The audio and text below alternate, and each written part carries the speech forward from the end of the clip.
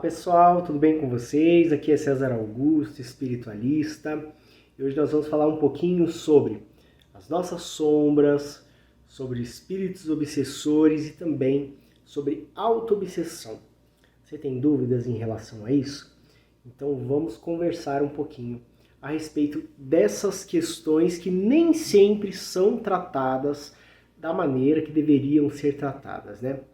Então, antes da gente começar, peço por favor que você se inscreva nesse canal, curta esse vídeo, compartilha, convida mais alguém para conhecer o trabalho que a gente está fazendo aqui. Pode ser? Então vamos lá. O que são essas sombras ou o que são espíritos obsessores? A gente aprendeu, sobretudo dentro, do estudo do espiritismo kardecista, que existem espíritos sofredores ou espíritos que estão obsessivos por algumas causas negativas, ou guardando rancores de outras pessoas, ou viciados em algum tipo de energia ou de prática, e que esses espíritos podem se conectar, se ligar a seres viventes e promover algumas maldades, alguns distúrbios na vida dessa pessoa. Mas isso é muito mais velho do que o kardecismo, né? A gente sempre ouviu falar na ideia de que poderiam existir também demônios, espíritos trevosos em todas as culturas, inclusive judaico-cristão, inclusive orientais. Nós temos essa presença desses seres demoníacos, vamos dizer assim, ou de espíritos maléficos ou de forças da natureza que atormentam em todas as culturas, na cultura celta, na cultura japonesa, na cultura indiana, né? Na cultura greco-romana, em todas as culturas, né? Na África a gente encontra essas forças. A gente tem que lembrar que a vida, como está constituída aqui nessa experiência, na terceira dimensão, que é a dimensão que a gente vive, ela se dá a partir da dualidade, das polaridades. Então a gente vive nesse planeta que tudo, para existir, precisa de um contraste. E a gente só reconhece a luz porque existe a escuridão. A gente só reconhece ou diferencia o dia porque existe a noite. E a gente só reconhece algo que é bom quando a gente tem o contraste daquilo que não é bom e que a gente deu o nome de mal. Mas a gente tem que perceber que tudo faz parte de uma grande coisa, que é a vida. E a percepção que a gente tem de bem e de mal está dentro da criação e faz parte do nosso processo de crescimento, de desenvolvimento e de aprendizado. Então a gente sempre vai lidar com os aspectos que podem ser considerados sombrios, né, ou trevosos. E esses aspectos, eles não estão separados de quem a gente é. Nós também temos esses aspectos dentro de nós. Vamos pegar então, para a gente entender o que pode ser, alguns exemplos, tá? Em alguns vídeos anteriores, a gente já conversou sobre o que é umbral, né? Nos vídeos de quinta-feira. A gente conversou sobre o que é umbral, a quarta dimensão, esse campo astral. E a gente sabe que dentro desse umbral existe um astral inferior ou uma região umbralina inferior e que nessa região moram espíritos que estão em situação de sofrimento e aqueles que estão expurgando ou manifestando seus desequilíbrios emocionais, sua raiva, sua ira, seu ódio, seus rancores. Então a gente sabe que isso existe. Mas o que é que faz um espírito desse chegar lá? Sabe o que faz a maior parte desses espíritos chegarem nesse lugar? Quando eles não acolhem e não manifestam a própria sombra. Nós aprendemos a mostrar para a sociedade só aquilo que é bom, que é considerado bom pela sociedade, só aquilo que é certo, né? Desde quando a gente nasce. Então assim, a gente vive um conflito constante. Por quê? A criança nasce, primeira coisa que ela aprende é que ela tem que falar a verdade. A mãe fala, não, você tem que falar a verdade. Vai na missa, vai no culto, vai no centro espírita, tem que falar a verdade. Não pode mentir, mentir é feio, mentir é pecado. Aí chega a visita lá na casa da sua mãe, traz um presentinho para você. Só que um presentinho que você não gosta, né? Aí a pessoa que te deu o presente, sua madrinha, sei lá, a visita chega e fala assim, você gostou do presente? Aí a criança fala, não. E aí o que acontece? A mãe coloca ela de castigo. Não é assim que acontece? Aí a gente começa a aprender, opa, pera lá. Mentir é feio, mas se eu falar a verdade eu vou ser punido, porque eu não posso falar a verdade. Então não gostei, mas não posso dizer. Aí a gente cresce assim, com várias coisas que a gente sente, mas se a gente falar, a gente vai ser castigado. Então, a gente tá com raiva de alguém, não pode falar que tá com raiva, porque é feio, você não pode ter raiva. Então, esconda a sua raiva. Se você fizer uma birra, se você fizer qualquer coisa que desagrade os seus pais, você vai ser castigado, você vai ser punido. Se você não gostar de alguém por qualquer motivo que seja, você também não pode falar. Então você tem que fingir que você é uma pessoa boa. A gente tem que fingir que a gente não se compara com outras pessoas, a gente tem que fingir que a gente não tem inveja, a gente tem que fingir que a gente não sente raiva, que não guarda rancor. Mas tudo isso é mentira, porque faz parte da nossa constituição como seres humanos todos esses sentimentos, e são esses próprios sentimentos que levam a gente a crescer. As pessoas que vão parar nessas regiões umbralinas não são aquelas que declaradamente fizeram coisas ruins, são principalmente aquelas pessoas que esconderam os seus sentimentos, que esconderam as suas vontades, coisas que às vezes nem eram necessariamente coisas ruins, mas que a gente aprendeu que eram ruins. Veja, por exemplo, a questão da sexualidade. Quantos milênios, quantos séculos a gente não aprendeu que sentir desejo sexual era errado? Aí o que acontece? As pessoas param de falar sobre sexualidade. Passa a ser pecado, passa a ser errado, passa a ser um crime social. Então você vai ser prostituta, uma mulher que gosta de falar, ou não pode nem falar, né? Que gosta, que manifeste qualquer desejo sexual, ela é considerada uma prostituta, uma vagabunda. Não é assim que acontece? É assim. A gente falar não vai mudar o que a gente sente, o que a gente tem vontade, né? Porque é o impulso da vida. E a única força que garante a sobrevivência da nossa condição humana aqui na terceira dimensão é a força da sexualidade. Né? Se não fosse essa força, não tinha ninguém aqui, nem para fazer vídeo, nem para ouvir vídeo, nem para nada. Né? Então, assim, essa força ela nunca vai deixar de existir. Se a gente coloca ela nas sombras, o que acontece? Ela vai crescer, ela vai fermentar, ela vai ganhar proporções muito grandes. Algumas pessoas vão manifestar esse desejo, esse impulso, através de uma via clandestina.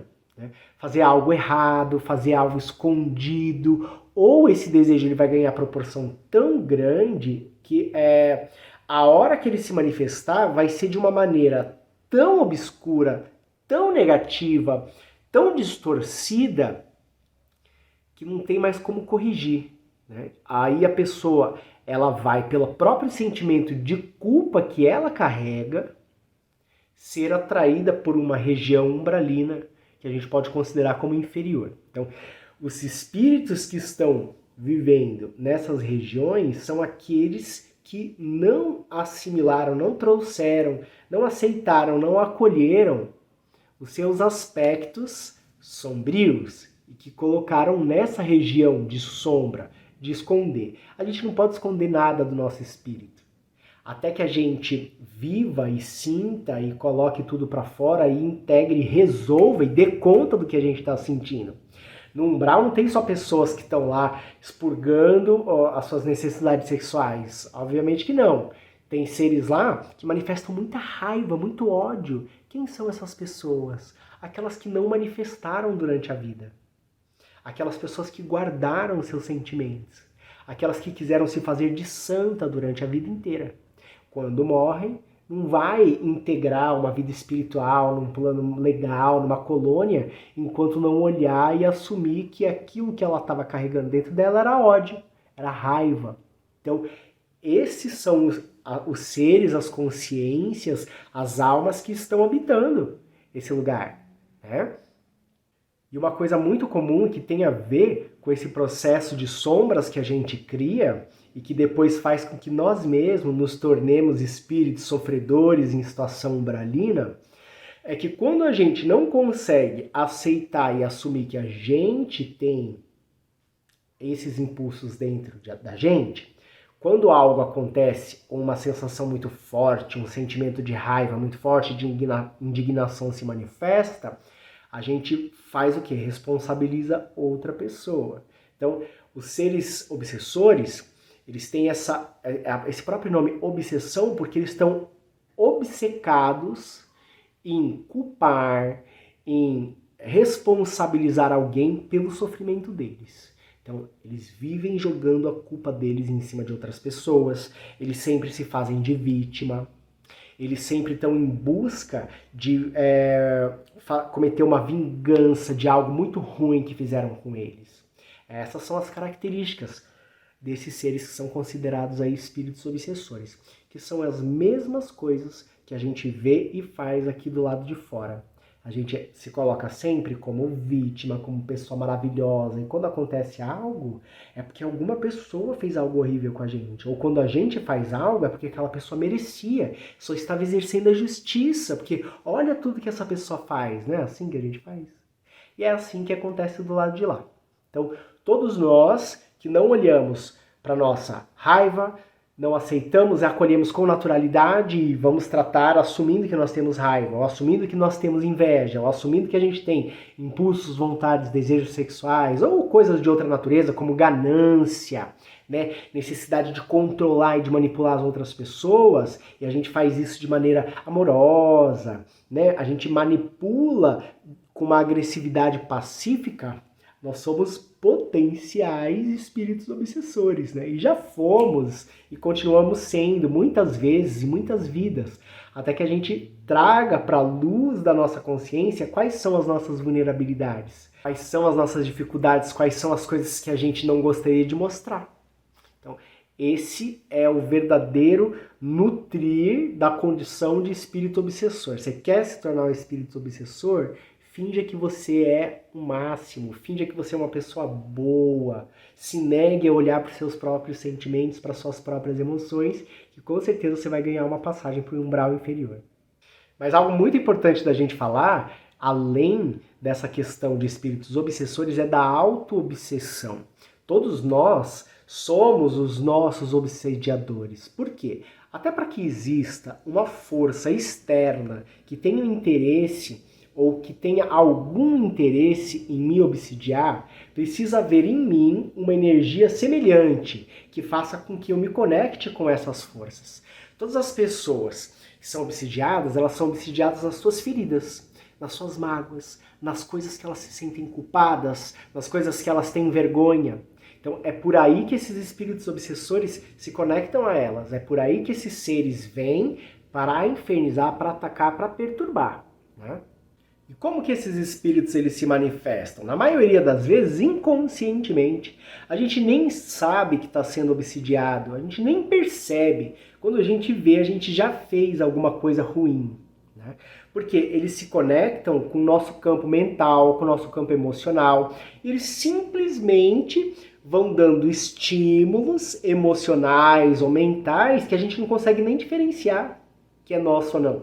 A gente simplesmente sente vontade de fazer alguma coisa, a gente sente vontade de falar alguma coisa, de ofender outra pessoa, de fazer algo autodestrutivo. Então, esses seres, eles vêm sempre se conectando com as nossas próprias vulnerabilidades.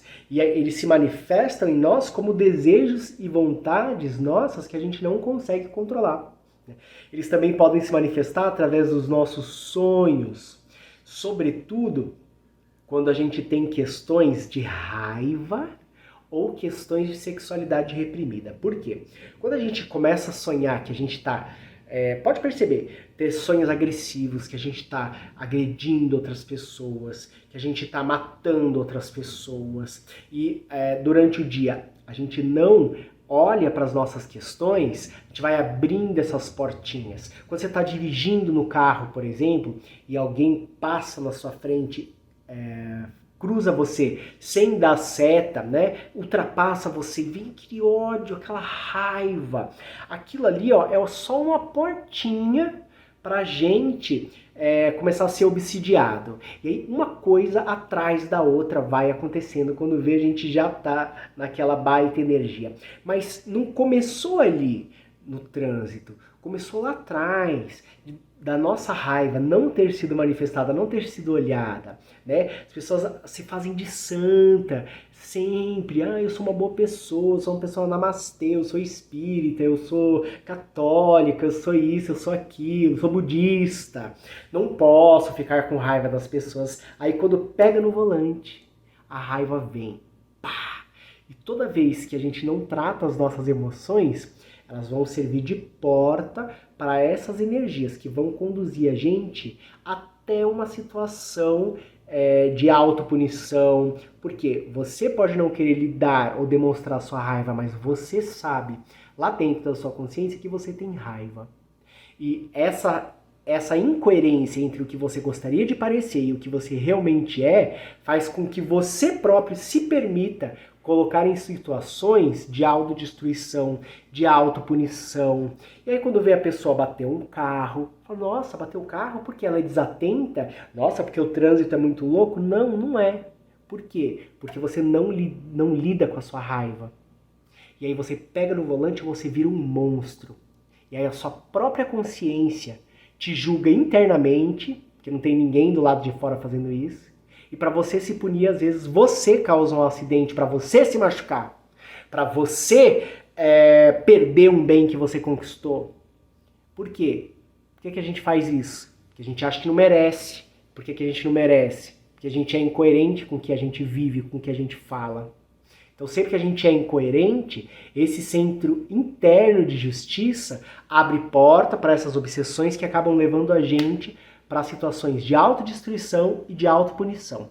Isso estou dando o exemplo do carro, mas isso pode acontecer com a nossa saúde, com doenças infectocontagiosas, isso pode acontecer com não se permitir ter um relacionamento, se sabotar dentro de um relacionamento. Coisa mais comum, você tá se relacionando com alguém, de repente começa um monte de vozes infernizar a sua cabeça. O que aquela pessoa está fazendo?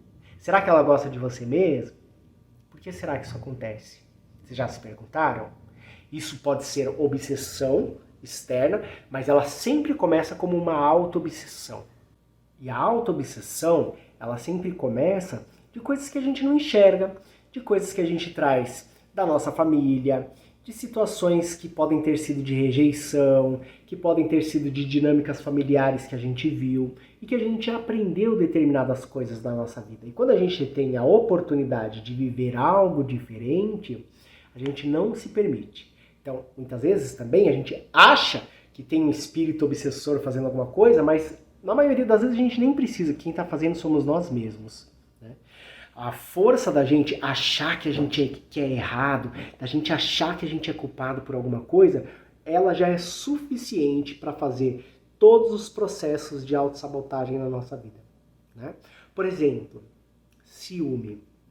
Tem pessoas que são ciumentas, mas que são, assim, doentias. Parece que elas incorporaram o capeta ali, não é verdade? E às vezes ela pode ter chego mesmo nessa situação. Mas o que acontece? Muitas vezes essas pessoas que são extremamente ciumentas têm duas possibilidades que são mais recorrentes. Ou elas acham que elas não têm valor nenhum, elas não reconhecem o valor delas, então como é que alguém vai gostar dessa pessoa? Não é possível, deve estar fazendo algo errado, porque eu sou uma porcaria, né? Então como é que a outra pessoa vai gostar de mim? Isso acontece com muita frequência. E aí quando a gente se acha uma porcaria, mas começa uma falação da nossa mente e de todas as forças ao redor que podem se divertir com isso. Né? E vão instigando a pessoa a ter cada vez mais ciúmes, até fazer coisas realmente muito loucas. Mas, às vezes, as pessoas que são ciumentas, elas não estão sendo obsidiadas porque elas acham que elas não têm valor. Ou porque a outra pessoa está fazendo algo. Mas porque elas sentem vontade de ficar com outras pessoas. E elas acham que os companheiros, as companheiras também sentem vontade. Então, às vezes, a pessoa, ela deu uma paqueradinha lá na rua, flertou com alguém, dá 5 minutos, a cabeça dela já começa. A outra pessoa está fazendo a mesma coisa com você. A outra pessoa foi em tal lugar, mas ela vai ter um intervalo aqui. Nesse intervalo, ela pode conhecer alguém, ficar com uma pessoa, pode ir para um motel. Isso acontece todo dia. Você dê uma olhadinha para o lado que a sua mente já vai começar a pensar que a pessoa que você está se relacionando também. E aí o que acontece? Você reconhece para você que você acha outras pessoas bonitas?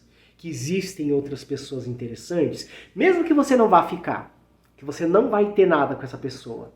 Se você nega para você mesmo que existem outras pessoas interessantes, que te despertam interesse, que dão para você estímulos, né, que você acha que é errado, coloca esse sentimento lá na sombra. Você não precisa contar para ninguém, você não precisa compartilhar necessariamente no seu relacionamento, se o seu relacionamento não permite esse tipo de troca, mas que você tem que saber.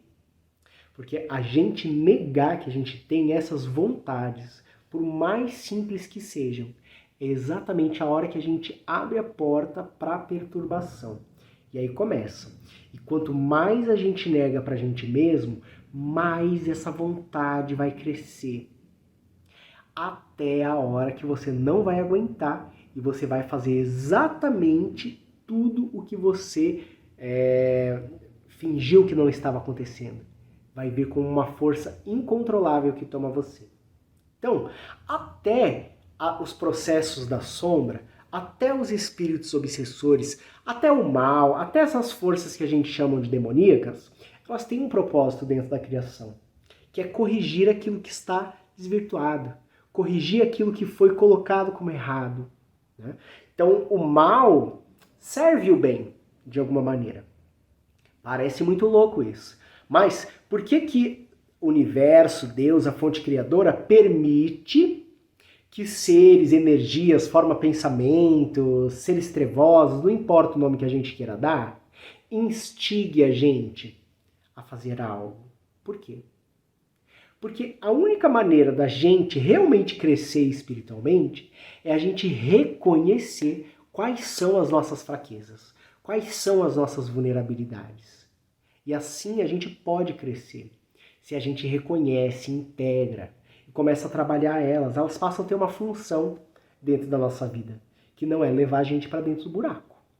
Mas enquanto a gente não reconhece a nossa humanidade, porque a nossa raça é a raça humana, nós não somos a raça dos santos, a raça dos anjos. Não, nós somos da raça humana e faz parte da humanidade errar. Mas reconhecer os seus erros. Ou reconhecer que às vezes nem é erro, que a gente está preso a estruturas de coisas que faz a gente acreditar que as coisas são erradas, mas que não são. E que bastaria a gente olhar e se reconhecer como ser errante, como ser humano, e se acolher, e ficar bem. Aí esses impulsos, essas forças, elas vão tomar outra função na nossa vida.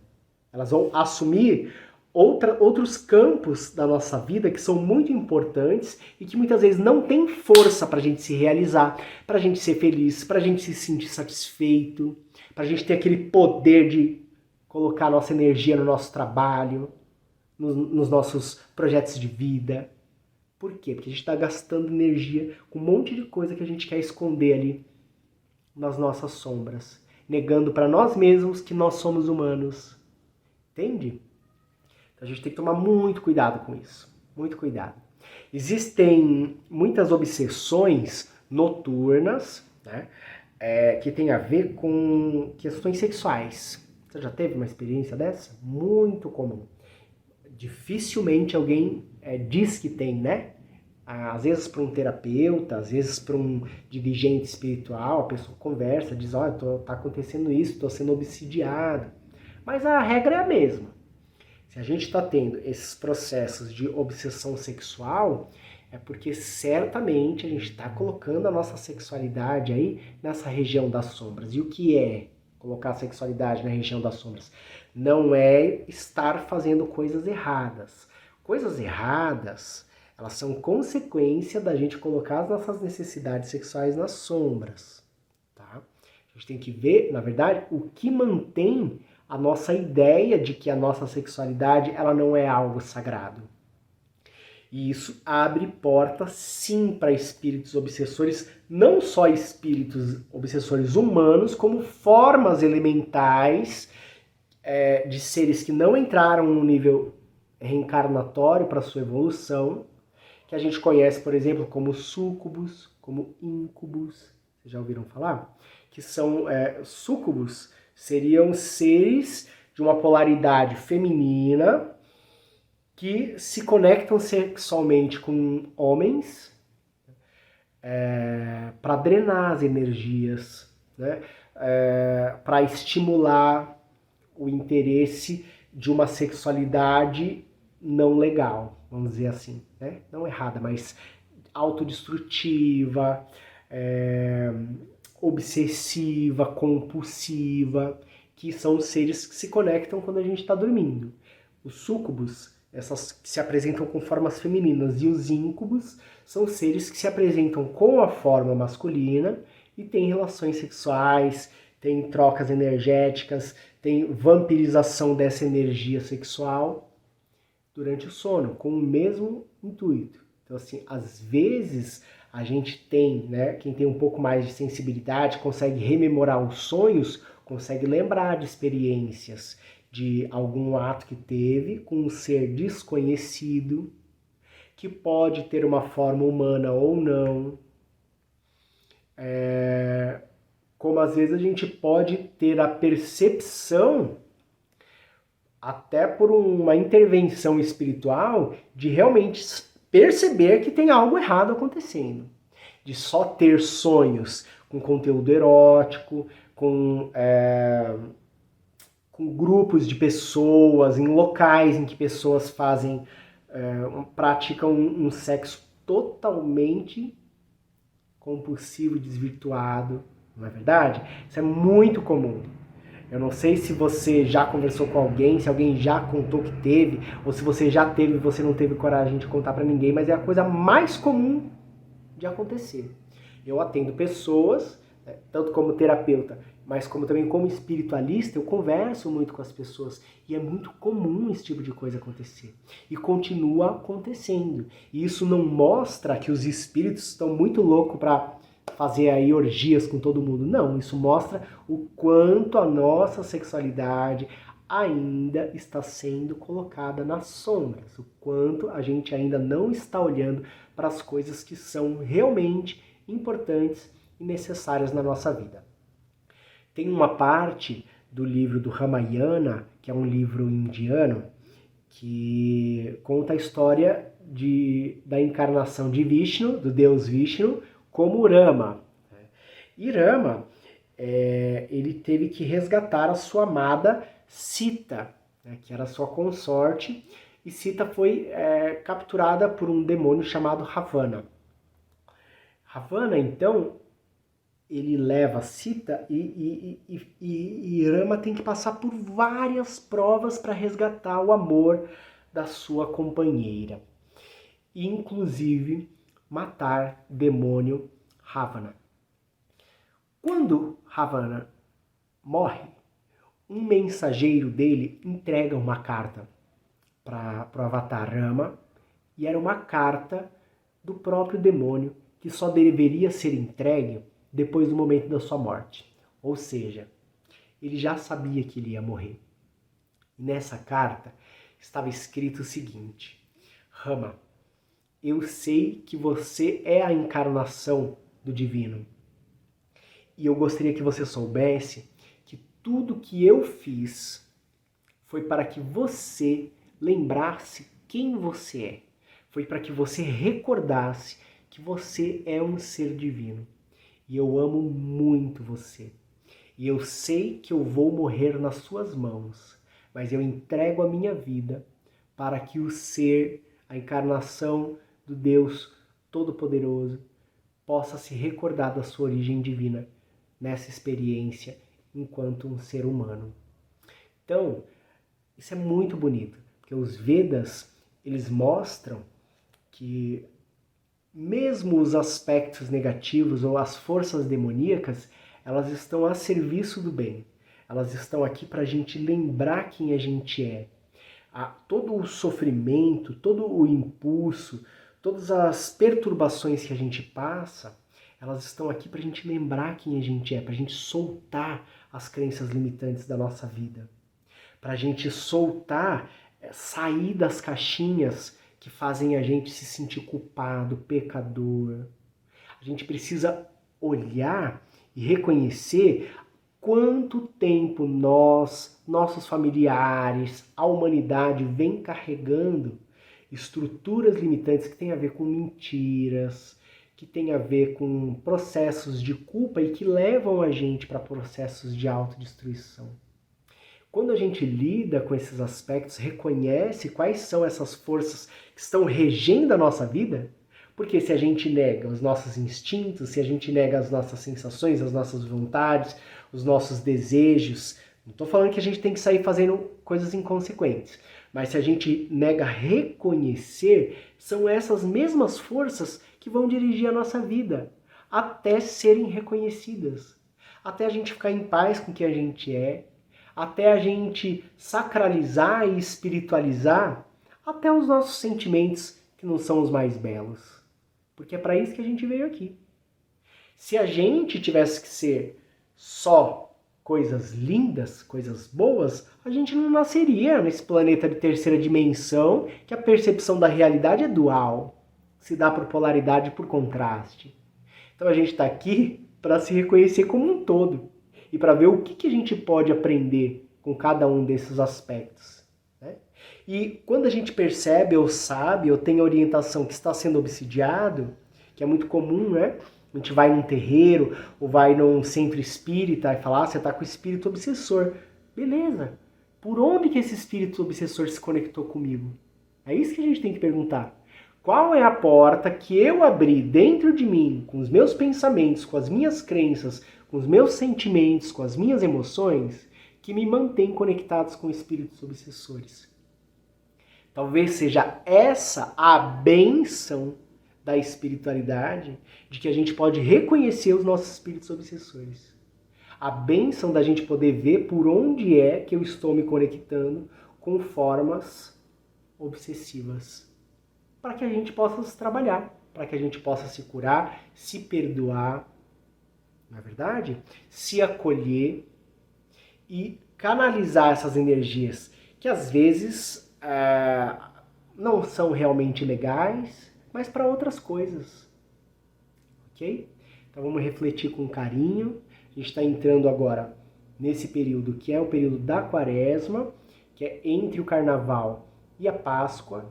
E a gente sabe que esse é um período muito antigo, de várias culturas, em que a gente tem que ter um certo recolhimento, a gente tem que tomar cuidado com os excessos, mas além desse recolhimento, porque a gente acaba ficando mais vulnerável, a gente pode observar aonde eu percebo os meus desequilíbrios em mim, ou o que em mim traz esses desequilíbrios, né? O que esses desequilíbrios, o que essa sensação de estar sendo perturbado, o que essa obsessão está querendo me mostrar. E deixar de ser aquela luta da, então eu vou lá fazer um descarrego, eu vou lá fazer um trabalho de desobsessão. Não vai adiantar nada se a gente não fechar as nossas portas, não é verdade? Ou se a gente entender o que é que em mim está me conectando com outras coisas. Porque essa ideia de que eu sou um espírito muito bom e quando espíritos muito bons são atormentados. Tá bom, Cláudia, senta lá. Se está tendo qualquer tipo de conexão, é porque alguma coisa a gente está negligenciando. Né? Então vamos olhar aquilo que a gente não quer ver com amor, sem culpa, para que a gente não precise se punir futuramente. Tá joia? Se você gostou desse vídeo, compartilha com alguém que possa estar precisando também. Se inscreva no canal, ativa o sininho para você receber aí as notificações dos próximos vídeos. E a gente vai se falando sempre com muito amor, com muita alegria, com muito respeito e integrando aí todas as nossas partes. Um beijo grande, até a próxima. Tchau, tchau.